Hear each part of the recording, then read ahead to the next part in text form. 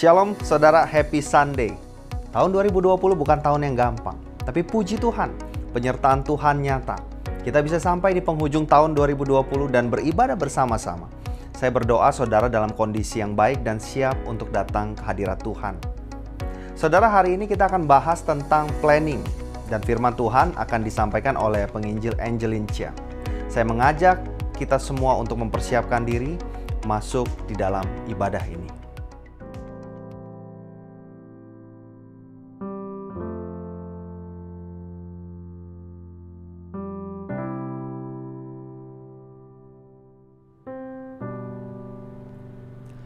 Kita meyakini bahwa pertolongan kita datangnya dari Tuhan yang menjadikan langit dan bumi, dan kasih karunia dari Allah Bapa, Allah Anak, dan Allah Roh Kudus akan menyertai ibadah ini dari awal hingga akhirnya. Efesus 1 ayat 3 dan 4. Terpujilah Allah dan Bapa Tuhan kita Yesus Kristus, yang di dalam Kristus telah mengaruniakan kepada kita segala berkat rohani di dalam sorga. Sebab di dalam Dia Allah telah memilih kita sebelum dunia dijadikan, supaya kita kudus dan tak bercacat di hadapannya.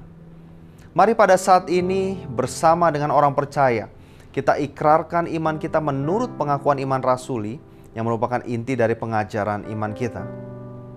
Aku percaya kepada Allah, Bapa yang Maha Kuasa, Khalik langit dan bumi, dan kepada Yesus Kristus, Anaknya yang tunggal Tuhan kita, yang dikandung dari Roh Kudus, lahir dari anak darah Maria, yang menderita sengsara di bawah pemerintahan Pontius Pilatus, disalibkan, mati, dan dikuburkan, turun ke dalam kerajaan maut.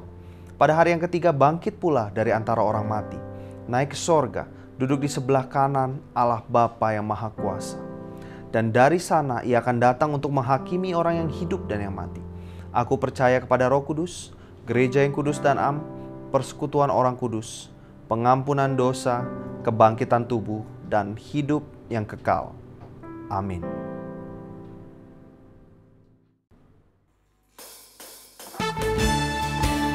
Sebagai anak-anak Allah, kita telah diberi kuasa untuk melakukan perubahan. Mari kita lakukan bagian kita.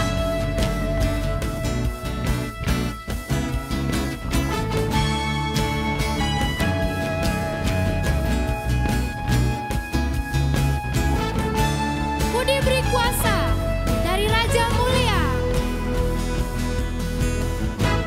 Ku diberi kuasa dari Raja Mulia, menaklukkan musuh di bawah kakiku.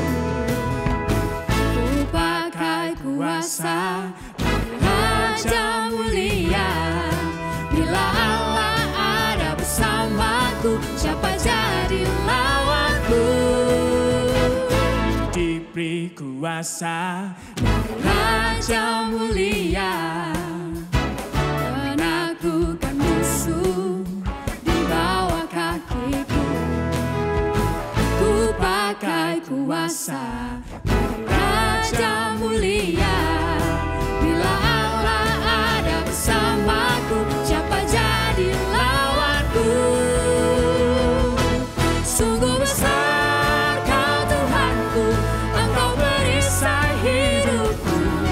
Ku berdiri dengan iman, iman dalam Yesus Tuhan. Kau yang memberi kemenangan, ku bersorak merayakan. Terpujilah Engkau Raja segala raja.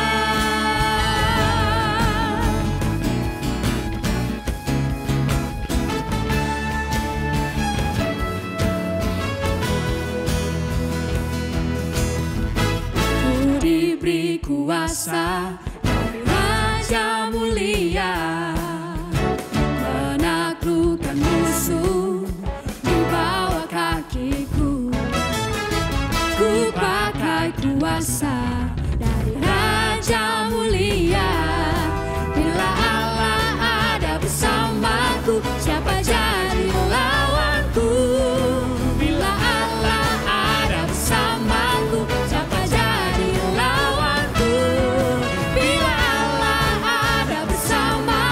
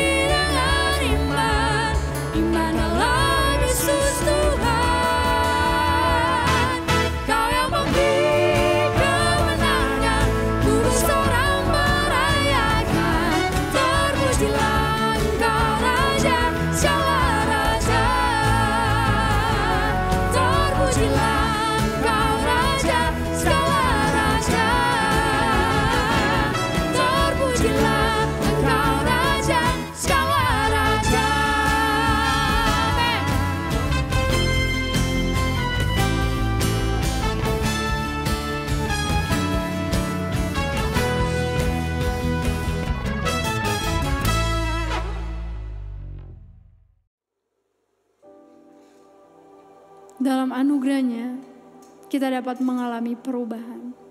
Kita bersyukur kita memiliki Allah yang baik seperti Dia.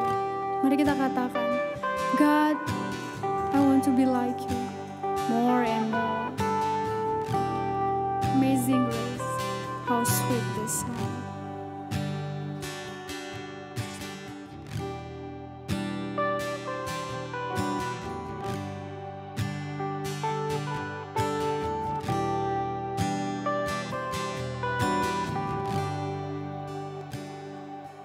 All these pieces broken and scattered, in mercy gathered, mended and whole, empty-handed but not forsaken. I've been set free, I've been set free. Amazing grace, how sweet the sound that saved a wretch like me.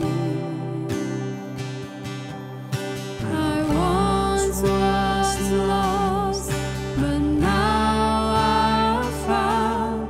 Was blind, but now I see. Oh, I can see it now. And I can see the love in your eyes. Lay yourself down,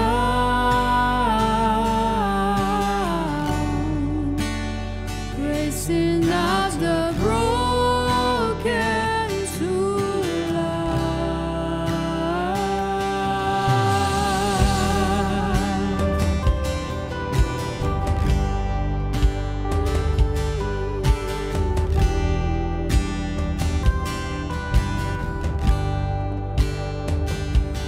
take our failure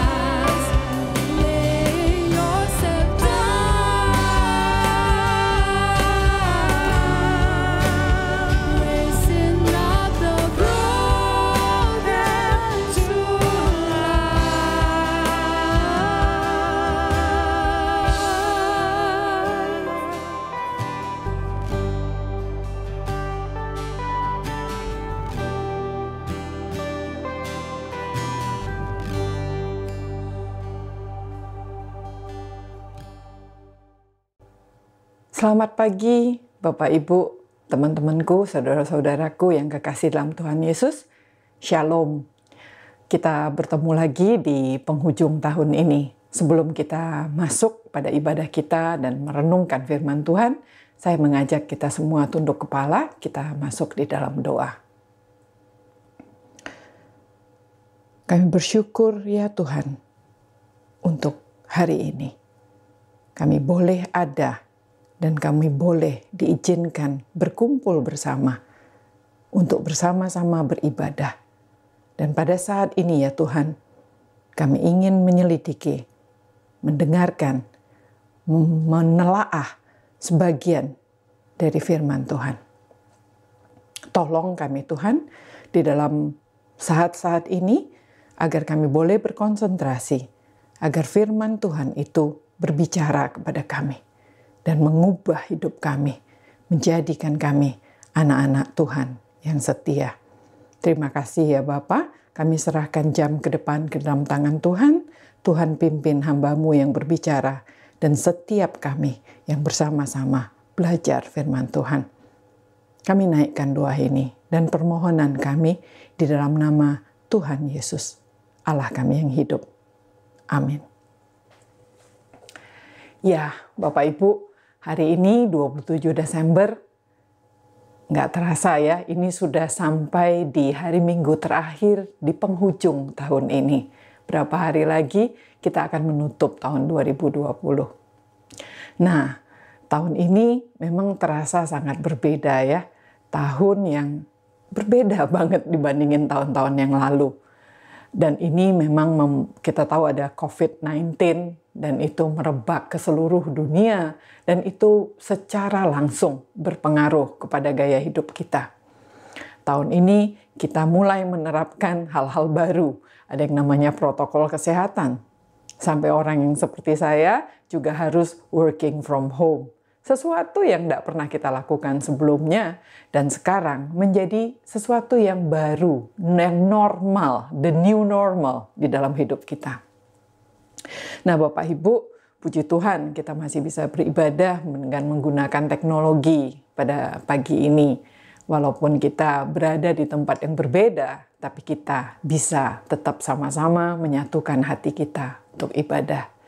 Kita berharap ya, segera pandemi ini berlalu dan kita bisa kembali berkumpul, bertemu muka, cipika-cipiki, dan kita bisa dengan lebih hangat ngobrol secara langsung. Mari kita berharap untuk itu. Nah, Bapak Ibu, pada akhir tahun seperti ini, biasanya kita melakukan evaluasi, ya, kita melakukan secara regular gitu. Kita mengingat-ingat apa sih yang sudah terjadi sepanjang tahun ini. Kemudian kita lakukan evaluasi terhadap kinerja kita, terhadap pencapaian, kalau orang dagang laba rugi. Kemudian dari hasil evaluasi itu, kemudian kita rencanain, oh hal ini harus kita lanjutkan, oh hal ini kita harus stop, hal ini harus kita hindarkan, dan seterusnya. Bagi sebagian orang, tahun ini mungkin tahun yang dikatakan buruk. Ya, kalau dilihat dari sisi ekonomi, bisnis lagi morat-marit, toko tutup, penjualan anjlok, turis nggak bisa masuk, dan lapangan pekerjaan menyusut, dan lain sebagainya. Di sisi keluarga, ada banyak keluarga yang kehilangan orang-orang yang mereka kasihi karena meninggal karena COVID. Nah, lalu ada banyak juga rumah tangga yang terguncang, ya, dan bahkan terancam bubar. Mengapa? Karena tadinya misalnya suami istri hanya ketemu di pagi atau malam hari, sekarang harus ketemu 7 kali 24 jam.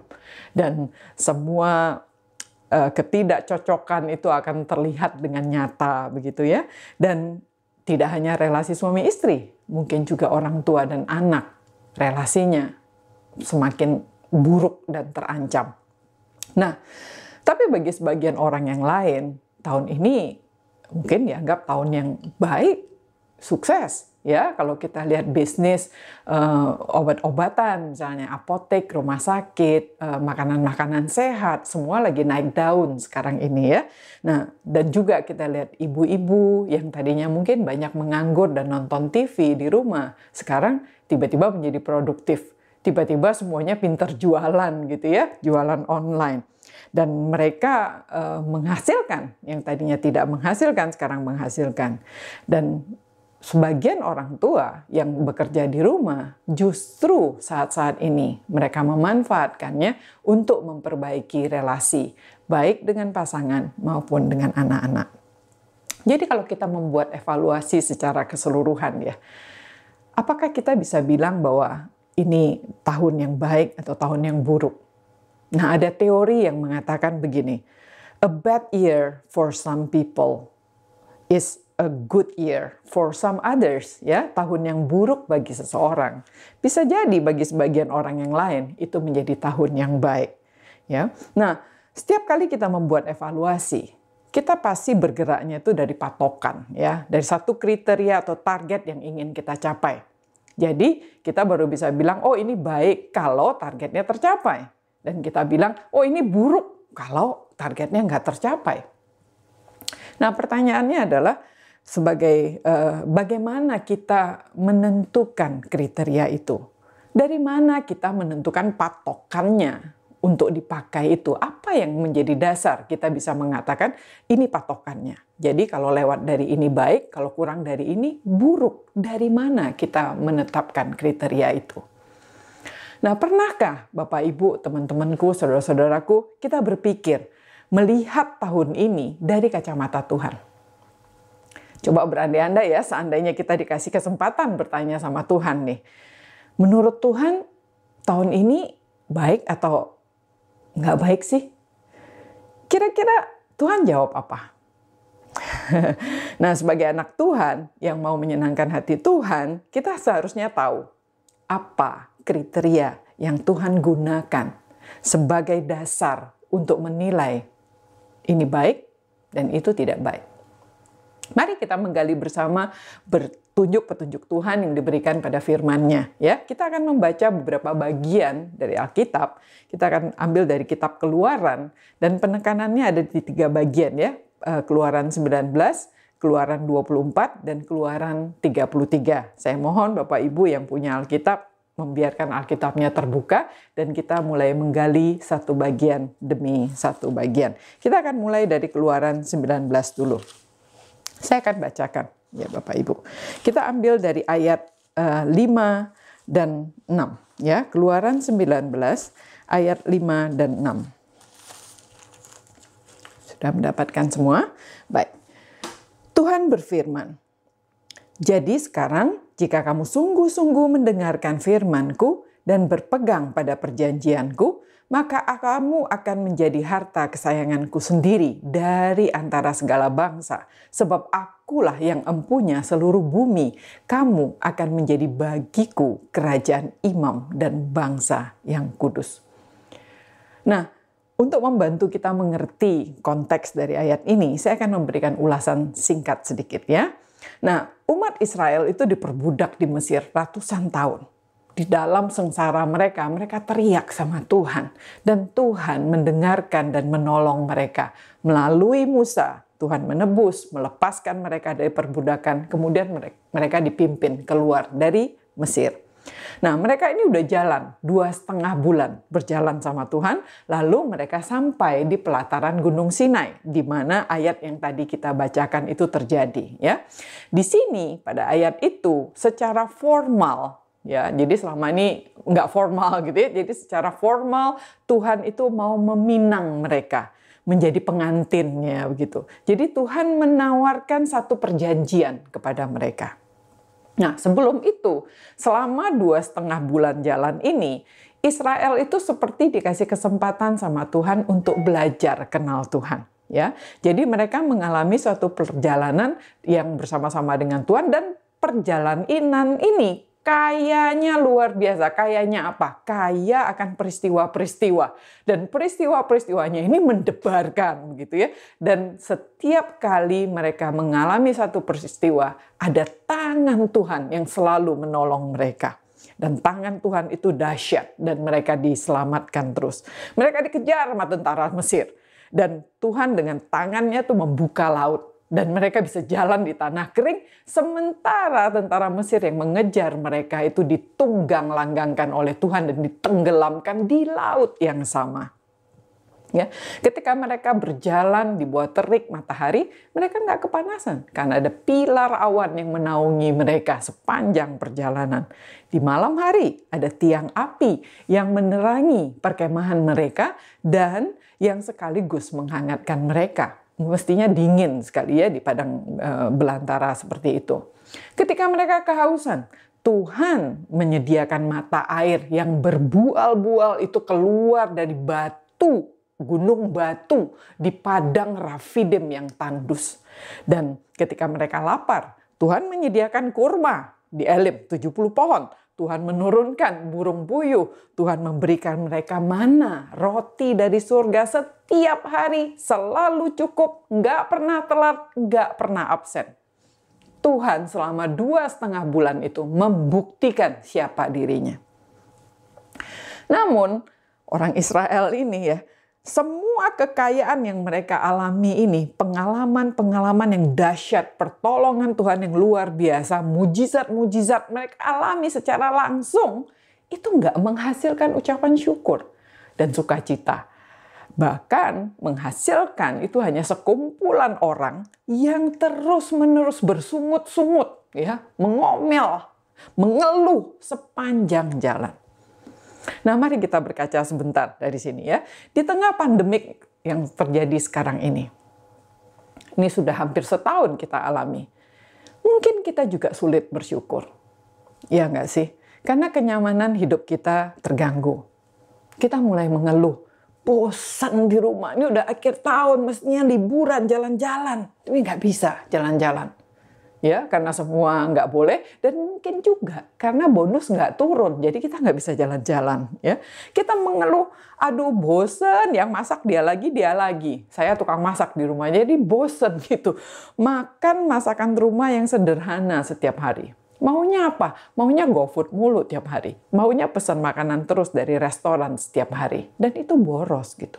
Hidup kita sekarang ini jadi kelihatannya tambah susah gitu, sulit dan mengkhawatirkan.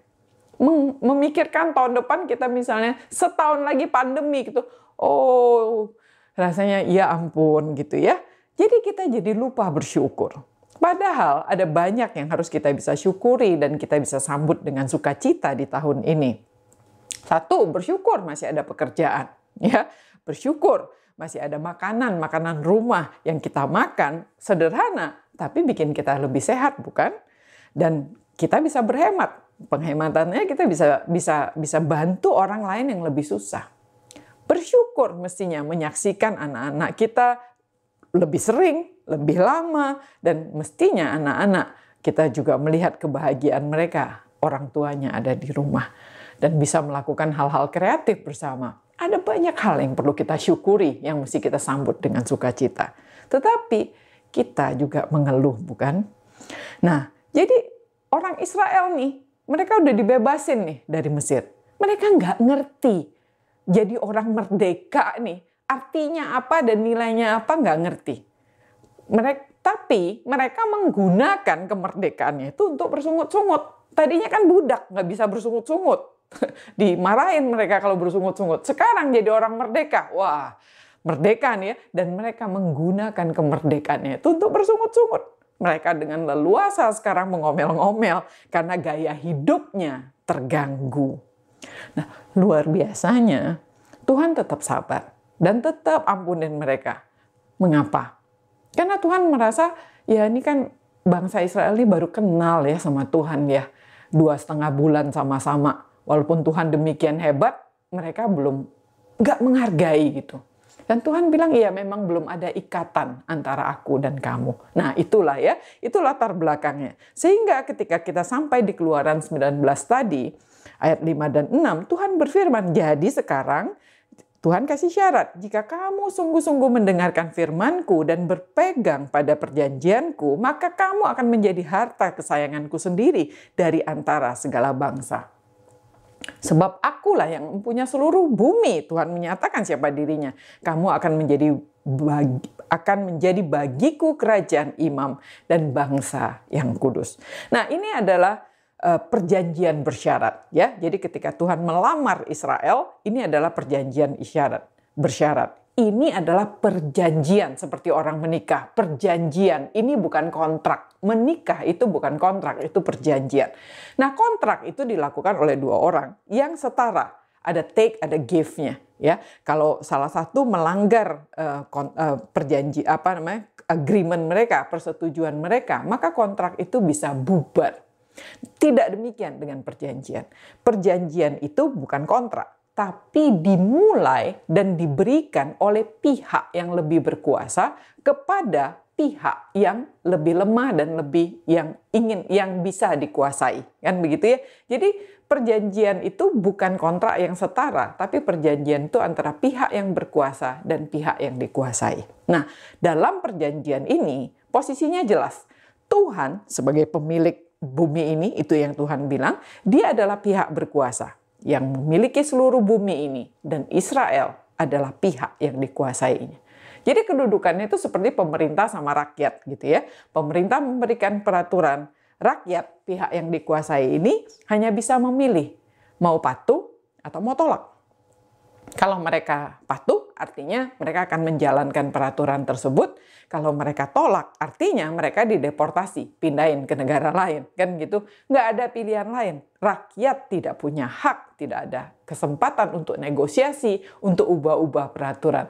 Terima atau leave it, ya, keluar atau pergi. Nah, syaratnya jelas. Tuhan bilang, mendengarkan dan melakukan firman Tuhan dan berpegang kepada perjanjian Tuhan. Dan Tuhan bilang, jika engkau jalankan itu Israel, maka engkau akan menjadi harta kesayangan Tuhan dan menjadi kerajaan imam dan bangsa yang kudus. Jadi, posisinya jelas, targetnya jelas, ya. Dan Israel mereka terima, mereka setuju dan mereka sanggupi. Nah, di mana kita baca itu? Itu ada di Keluaran 24. Kita buka di Keluaran 24 ayat 7. 7b ya. Keluaran 24 ayat 7b. Dan mereka berkata, segala firman Tuhan akan kami lakukan dan akan kami dengarkan.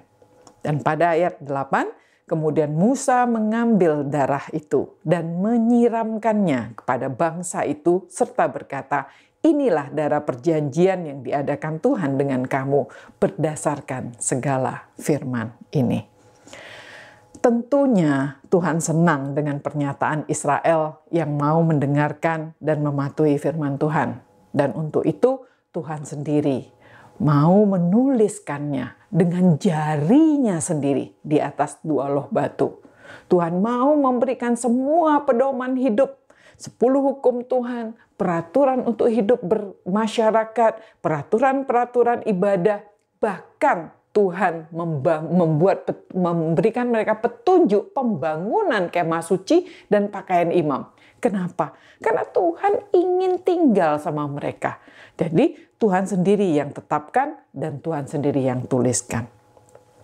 Jadi Tuhan yang Maha Suci itu, dia punya standar kekudusan yang harus dia penuhi agar dia bisa tinggal bersama umatnya. Jadi Tuhan panggil Musa, wakil dari mereka itu, untuk bersama-sama menjalani proses penulisan perjanjian ini. Tuhan kita itu romantis ya. Jadi mengajak umatnya diwakili oleh Musa sama-sama nih menulis perjanjian. Dan itu tidak terburu-buru gitu. Dan itu memakan waktu 40 hari, 40 malam. Tapi apa yang terjadi dengan umat bangsa Israel ini? Mereka di bawah ya, Musa naik di atas Gunung Sinai. Mereka nggak sabar nunggu waktu Tuhan. Mereka merasa, aduh ini kelamaan. Bangsa Israel itu tidak suka sama Tuhan yang lamban. Menurut mereka lamban. Mereka nggak suka sama Tuhan yang nggak kelihatan, nggak bisa diduga, dan terkesan menakutkan kadang-kadang, ya, saking dahsyatnya.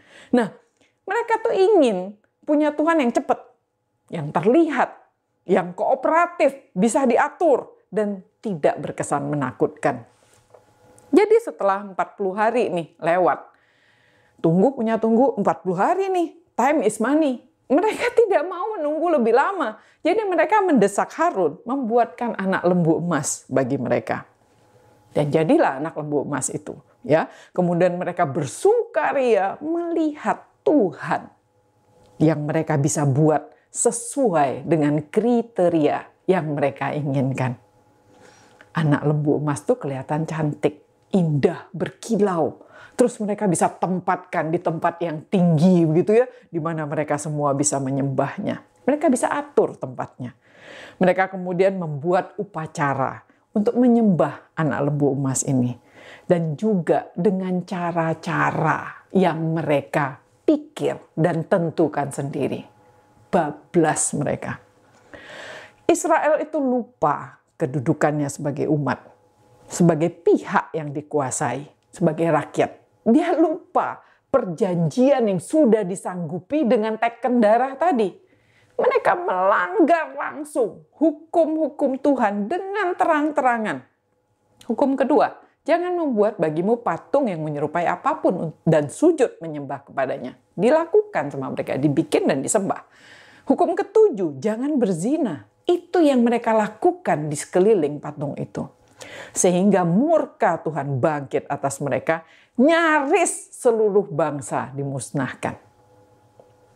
Tapi Tuhan kita itu luar biasa ya, karena kasihnya Tuhan hanya memusnahkan 3.000 orang yang benar-benar membangkang. Itu dimusnahkan sama Tuhan. Nah, jadi baru 6 minggu perjanjian itu diteken, dilanggar terang-terangan lagi sama Israel.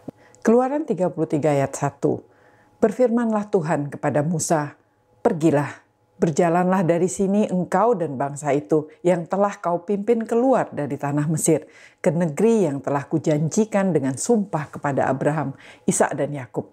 Demikian kepada keturunanmu akan kuberikan negeri itu. Walaupun Israel sudah tidak setia seperti itu, Tuhan adalah pribadi yang setia.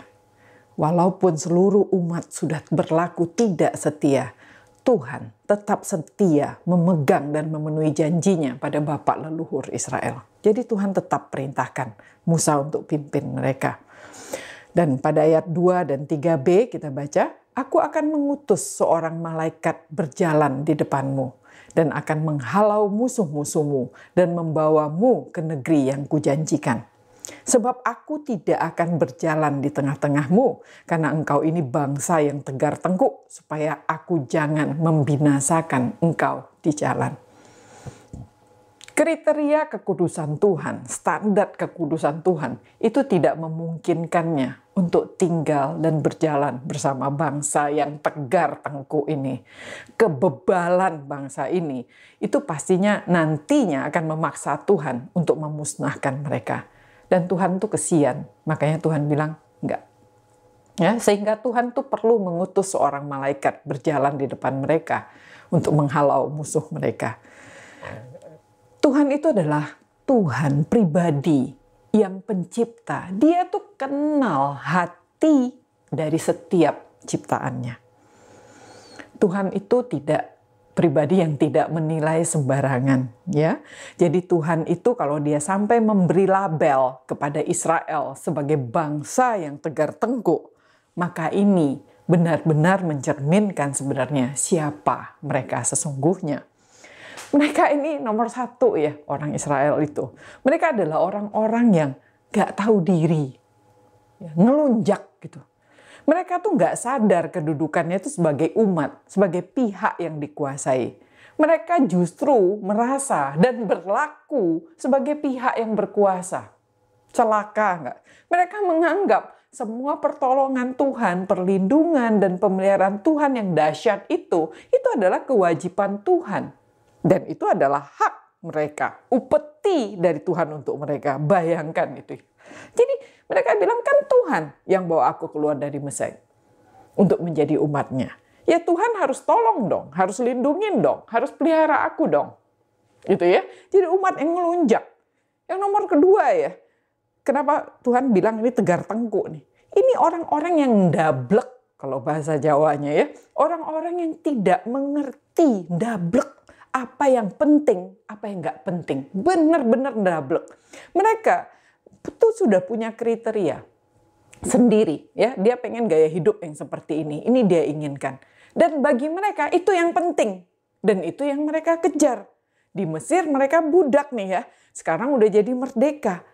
Bagi mereka kemerdekaan itu, justru itu yang penting, itu nggak penting bagi mereka. Kemerdekaan yang Tuhan berikan itu seolah-olah nggak ada artinya. Seolah-olah nggak ada nilainya bagi mereka. Yang mereka pentingin, yang mereka ingat apa? Adalah di Mesir bisa makan ikan sungai Nil, pakai ketimun, pakai semangka, pakai bawang. Itu yang dia ingat coba. Nah sekarang mereka mengeluh tiap hari makan mana? Makan burung puyuh. Kalau mau minum dulu gampang. Sungai Nil mengalir, melintasi seluruh Mesir. Sekarang mau minum aja susah. Beberapa kali mengalami kehausan dan untuk minum aja harus bergantung sama Tuhan. Ini masalah besar bagi mereka. Berkali-kali dengan alasan ini mereka membangkang. Dan mereka dengan terang-terangan mau kembali ke Mesir. Mereka lebih memilih menjadi budak bangsa penyembah berhala. Asal dapat makan enak. Asal dapat tidur nyaman di rumah batu. Daripada jadi orang merdeka. Tapi hidup pindah-pindah. Lalu hidup bergantung sama Tuhan. Kepastian dan kenyamanan hidup itu adalah fokus utama hidup mereka. Dan itu sudah menjadi Tuhan mereka. Mereka bahkan bersedia bayar dengan kemerdekaan hidupnya. Mau jadi budak demi hidup yang nyaman. Apakah itu berbicara kepada saudara? Itu berbicara kepada saya. Saya berharap itu berbicara kepada saudara juga. Yang ketiga, mereka adalah orang-orang yang ngentengin Tuhan. Gak hormat sama Tuhan. Berulang kali dengan enteng. Ya, janji. Mau patuh, ya mau dengar. Oke. Namun pada kenyataannya, mereka nggak dengerin Tuhan sepenuhnya. Mereka selective hearing. Mereka menyaringnya dengan kriteria-kriteria mereka sendiri. Jika cocok dengan kriterianya, oke, dijalankan. Tapi kalau nggak cocok, ntar dulu. Mereka nggak akan lakukan. Rasa takut dan hormat akan Tuhan nggak ada pada mereka. Yang keempat, mereka menganggap dirinya, ini yang paling celaka, lebih benar daripada Tuhan. Kriteria yang mereka set nih ya, lebih baik dan lebih benar dari kriteria Tuhan. Mereka nggak sungkan menggunakan semua kemurahan yang Tuhan berikan kepada mereka untuk kepentingan dirinya. Dan hal-hal yang mereka anggap benar. Mereka bikin anak lembu emas.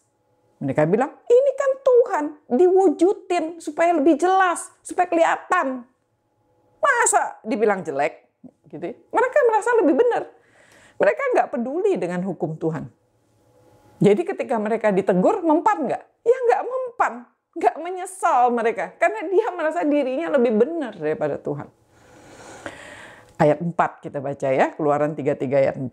Ketika bangsa itu mendengar ancaman yang mengerikan ini, berkabunglah mereka dan seorang pun tidak ada yang memakai perhiasan. Bisa juga sedih akhirnya ya. Dan sebenarnya Tuhan memang masih kasih malaikat, bukan? Tapi mereka tahu, malaikat tuh bukan yang terbaik. Mereka mau yang terbaik. Orang yang sudah biasa merasakan enak, nggak mau turun kelas. Sudah biasa makan grill rib eye steak, kan gitu ya. Mana mau makan tempe bakar. Bisa sakit perut katanya. Atau langsung tiba-tiba bodoh mungkin ya. Orang yang biasa naik sedan mewah, nggak mau naik mobil kecil. Apalagi naik ojek motor. Aduh, bisa masuk angin. Langsung muntah mungkin. Dunia mengatakan begini, if better is possible, good is never enough. Ya, yang lebih baik itu mungkin. Cukup baik aja itu nggak cukup. Nah, tidak ada satu orang pun yang mau turun gaya hidupnya. Dan ini bagi orang Israel ancaman yang mengerikan. Coba perhatikan kata ini. Mereka katakan ancaman yang mengerikan. Harusnya adalah hukuman yang mengerikan, bukan? Orang berdosa harusnya dihukum, kan begitu? Hukuman adalah akibat, konsekuensi dari kesalahan. Tapi mereka menggunakan, ini dicatat menggunakan kata ancaman. Ancaman itu adalah satu tekanan bahaya dari luar yang datang menekan, kan begitu, terhadap kita. Tapi ini nggak salah tulis, ditulis itu di situ adalah ancaman, ya. Diperburuk pula dengan kata mengerikan. Bahasa Inggrisnya itu evil.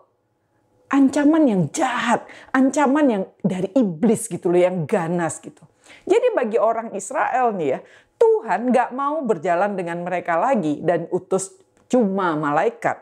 Itu merupakan ancaman, tekanan luar biasa yang datang dari luar dan itu jahat. Coba bayangkan ya, dari kata-kata ini ancaman yang mengerikan, kita bisa ngerti sebenarnya apa sih yang ada di hatinya orang Israel? Boro-boro nyeselin dosa. Wong mereka merasa tidak berdosa. Mereka menganggap mewujudkan Tuhan dalam bentuk anak lembu emas itu kan bisa dilihat, ditaruh di tempat tinggi. Masa itu dosa? Mereka tidak. Toh mereka merasa aku kan tidak berselingkuh dengan ilah lain. Mereka tidak mengganti nama anak lembu emas itu, namanya tetap Tuhan, Yahweh, tetap Tuhan. Hanya dia dikasih wujud, kasih lebih bagus. Loh, kok salah? Kok enggak mau? Lalu yang berikutnya, mereka menyembah dengan cara-cara mereka sendiri. Mereka menggunakan panca indera mereka untuk menimbulkan sensasi-sensasi yang berujung kepada sensualitas. Dan itu memuaskan nafsu kedagingan mereka. Dan bagi mereka, ketika sensualitas itu menggiring mereka kepada perzinahan, ini adalah hal yang wajar. Mereka tidak sadar sebenarnya bahwa mereka telah membuat manusia mahkota ciptaan Tuhan itu menjadi hina sama seperti binatang. Mereka menghinakan ciptaan Tuhan. Dan mereka tidak sadar itu dosa besar. Jadi bagi mereka nih sekarang, kalau memang nih pekerjaanku yang di atas, kan maksudku baik, kan gitu. Masa itu dianggap salah? Ya sudahlah. Jadi kalau itu dianggap salah, konsekuensinya Tuhan nggak berjalan dengan mereka dan mereka harus berjalan sendiri. Bagi mereka ini adalah kekejaman dari Tuhan yang jahat, ancaman yang mengerikan. Jadi mereka melihat, wah Tuhan ini ya pribadi yang angkuh, yang semena-mena menuduh dan menghukum mereka. Dan itu yang dia tunjukin. Mereka berkabung. Katanya itu berkabung. Bukan sekedar sedih. Berkabung. Berkabung itu adalah sebuah kata yang dipakai di dalam kedukaan karena kematian. Mereka kompak. Semua copotin perhiasannya dan ornamennya.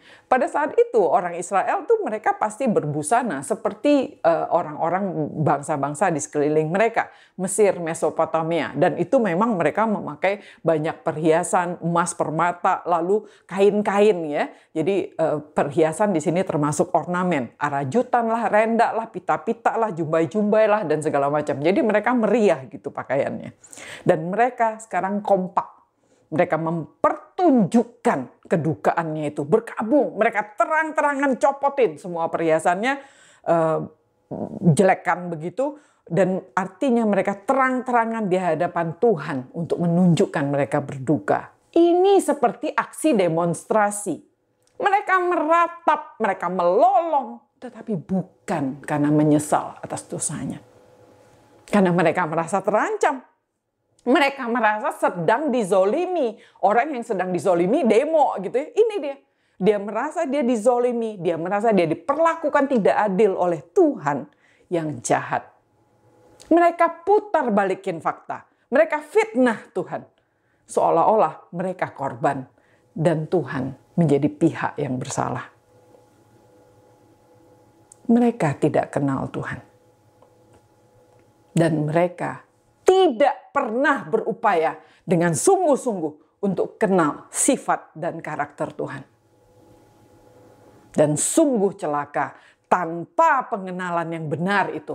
Sekarang mereka lancang dan berani menilai Tuhan. Dia bilang Tuhan jahat dan mereka memfitnah Tuhan. Ayat 5a, berfirmanlah Tuhan kepada Musa, katakan kepada orang Israel, kamu ini bangsa yang tegar tengkuk. Jika aku berjalan di tengah-tengahmu sesaat pun, tentulah aku akan membinasakan kamu. Bapak, Ibu, Saudaraku, dalam perenungan saya, ayat-ayat ini sebenarnya tidak ditujukan kepada orang Israel saja, tapi juga ditujukan kepada Anda dan juga kepada saya. Masing-masing kita selalu punya cara membenarkan diri kita. Sebagai contoh ya, kita paling suka berlindung di balik apa atau enggak? Di balik budaya leluhur. Kita datang dari berbagai macam suku, bukan? Nah, budaya yang seharusnya sebagai orang Kristen harusnya kita tantang. Seharusnya kita mulai cek dan pertanyakan. Misalnya ya, saya kasih contoh. Ada budaya dari orang-orang yang pandai cari duit. Saya nggak usah ngomongin suku apa gitu ya. Ada budaya dari orang-orang yang pandai cari duit. Nah, mereka selalu mengukur segala sesuatu dalam nilai materi. Kalau ngomong sama mereka nih, pembicaraannya pasti seputar hoki lah, rezeki lah, wealthy lah, opportunity lah gitu ya. Nah, kebenaran yang mereka percaya adalah jadi orang tuh harus kaya. Baru bisa menikmati hidup. Ya, itu bagian dari budaya. Tapi ada juga budaya yang datang dari orang-orang yang santun, sopan, beradab. Nah, mereka mengukur segala sesuatu di dalam tingkat kesopanan, tingkat tata krama, tingkat kesopanan bermasyarakat. Kebenaran yang dia percaya adalah orang sopan baru layak dihormati. Satu contoh lagi, ada budaya dari orang-orang yang menyukai keindahan. Nah, maka mereka selalu mengukur segala sesuatu dari nilai artistiknya. Ya, kebenaran yang mereka percaya adalah keindahan itu artinya kekal. Ya, jadi kita harus berjuang untuk keindahan. Masih banyak budaya-budaya lain.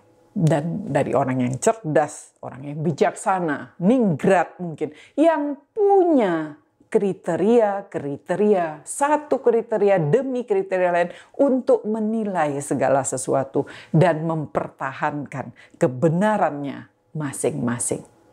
Dan kita katakan kan budaya, ya. Kita udah mendarah daging dari dasar kita. Pertanyaannya yang harus kita tanya pada diri kita sendiri sekarang adalah, apakah kita berani untuk mengakui bahwa kebenaran-kebenaran budaya ini sebenarnya adalah kebudayaan, adalah kebenaran yang palsu atau kebohongan? Apakah kita berani untuk mengakui bahwa sebenarnya ini adalah bentuk dari dosa keserakahan yang terselubung?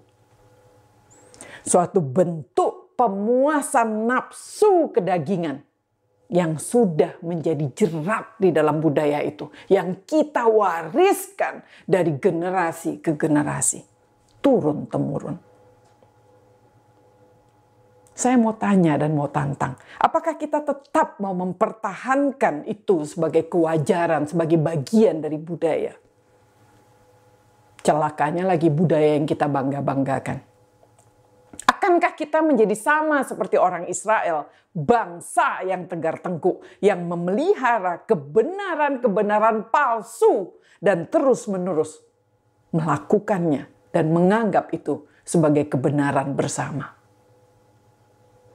Kita lanjutkan baca ayat 5b ya, Keluaran 33 5b. Oleh sebab itu, kata Tuhan, oleh sebab ketegar tengkukanmu itu, tanggalkan perhiasanmu, maka aku akan melihat apa yang akan aku lakukan kepadamu. Bapak Ibu tolong perhatikan di sini. Tuhan itu suruh tanggalkan perhiasan. Perhatikan baik-baik. Kita udah tahu ya satu ayat sebelumnya bahwa orang Israel sudah menanggalkan perhiasannya dan mempertontonkan perkabungannya itu dengan menanggalkan perhiasannya. Apa Tuhan nggak lihat? Lalu mengapa Tuhan memerintahkan lagi agar mereka menanggalkan perhiasannya? Bapak Ibu ingat ya bahwa Tuhan kita, Dia adalah pencipta yang melihat ciptaannya itu tembus ke dalam. Tuhan itu nggak lihat hal-hal yang terlihat oleh mata kita. Ya, Tuhan itu melihat yang tidak terlihat oleh mata kita. Kita bisa saja tipu orang, tapi kita nggak bisa tipu Tuhan. Ketika Tuhan bilang, tanggalkan perhiasanmu, yang Tuhan maksudkan pastinya bukan perhiasan atau ornamen busanamu, tetapi adalah tanggalkan kebenaran-kebenaran palsumu itu. Berhenti pakai topeng nilai-nilai budaya. Atau apapun yang kamu mau pakai untuk menutupi keserakahanmu. Sadarlah dan bertobatlah. Putuskan semua jerat kebodohan dan kesesatan-kesesatan yang menjadikan kita sadar nggak sadar jadi antek-antek iblis. Yang kita teruskan kebenaran-kebenaran yang salah ini, yang palsu ini kepada keluarga kita, kepada anak-anak kita. Tuhan bilang, tanggalkan perhiasanmu itu. Kenakan kebenaran Tuhan saja. Hanya Dia satu-satunya kebenaran yang sesungguhnya. Tanggalkan perhiasanmu itu.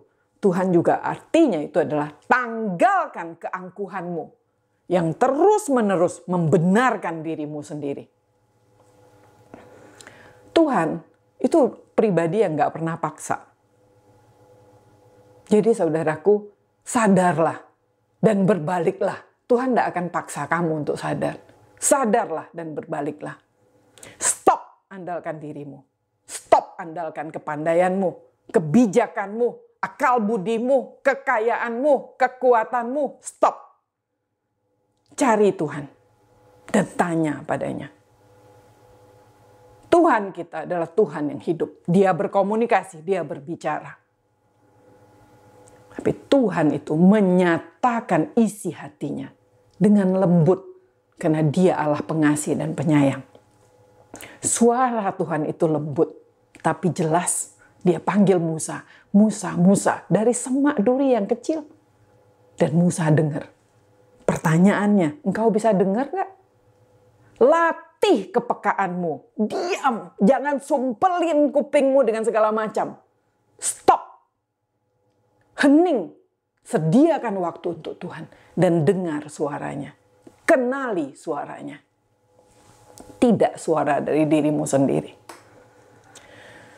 Bapak, Ibu, Saudaraku, di penghujung tahun ini, saat ini, Tuhan tuh ajak kita, tanggalkan perhiasan kita.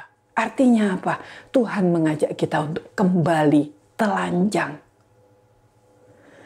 Persis seperti saat Tuhan menciptakan manusia mula-mula. Dalam rancangannya yang sempurna sebagai gambar dan rupa Allah. Yang murni dan utuh. Di Kejadian 2 ayat 25, Musa menulis, mereka keduanya telanjang, Adam dan Hawa ya, manusia dan istrinya itu, tetapi mereka tidak malu. Tuhan mendesain kita dengan sempurna. Dan Dia, Tuhan, punya maksud untuk setiap kita. Yang dirancangnya masing-masing unik. Jadi jangan Anda atau saya, setiap kita, nggak boleh menodai hal-hal yang berasal dari Tuhan. Dengan hal-hal yang datang dari diri kita sendiri. Hargai Tuhan pencipta kita. Tanya padanya. Dan turuti Dia. Kembalilah ke rancangan Tuhan yang mula-mula. Bapak, Ibu, Saudaraku, kalau hari ini kita masih bisa dengar Tuhan, artinya Tuhan masih berbelas kasihan. Dan memberikan kita kesempatan sekali lagi untuk menjadi umatnya.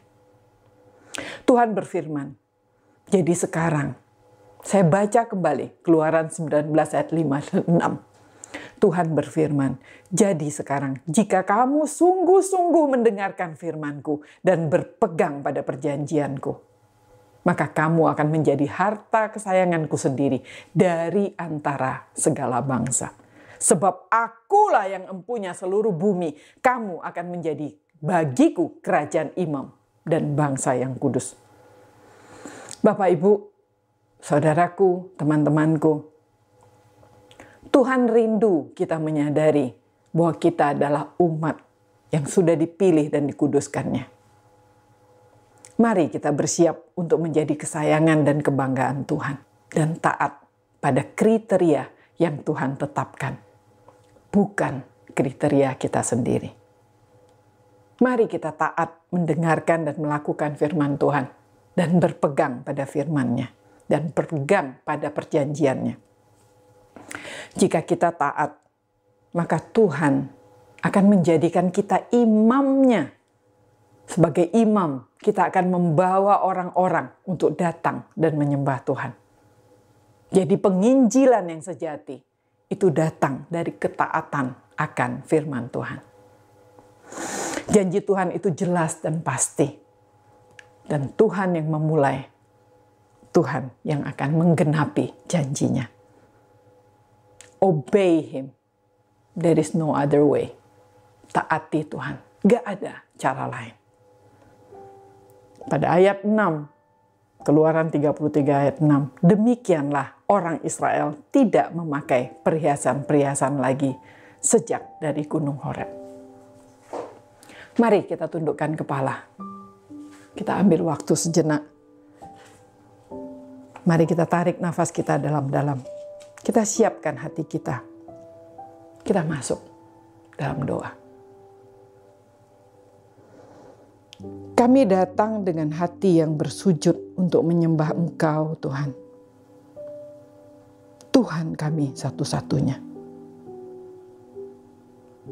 Kami mohonkan agar Tuhan mau menguatkan dan meneguhkan iman dan pengharapan kami untuk tetap ada di dalam Putra-Mu, Tuhan Yesus, yang sudah mati menebus dan menyelamatkan kami.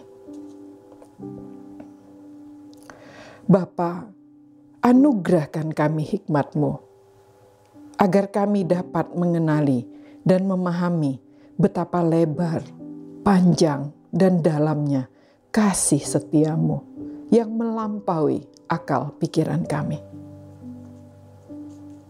Di penghujung tahun ini ya Tuhan, kami sungguh berharap Engkau mau memimpin kami, Engkau mau mengarahkan kami, dan arahkan kami Tuhan hanya padamu, sehingga kami tidak menyimpang dari jalan-jalan-Mu. Penuhi kami dengan Roh-Mu, agar kami tidak tertipu oleh kebenaran-kebenaran palsu dunia ini. Penuhi kami dengan Roh-Mu, agar kami penuh semangat dan sukacita, boleh mengakhiri tahun ini dan memasuki tahun yang baru, untuk melakukan pekerjaan yang Tuhan mau kami lakukan. Dan kami mau melakukannya agar nama Tuhan dimuliakan. Terpujilah nama-Mu ya Tuhan. Besarlah kerajaan-Mu. Besarlah diri-Mu. Agunglah Engkau. Dan dimuliakan selama-lamanya. Kami naikkan doa kami dan penyembahan dan ucapan syukur kami di dalam nama Tuhan Yesus, Allah yang sudah mati dan menebus kami. Di dalam satu nama ini, nama Tuhan Yesus, kami mohonkan. Amin. Terima kasih Bapak Ibu. Sampai bertemu di lain kesempatan. Selamat Natal dan selamat Tahun Baru. Shalom.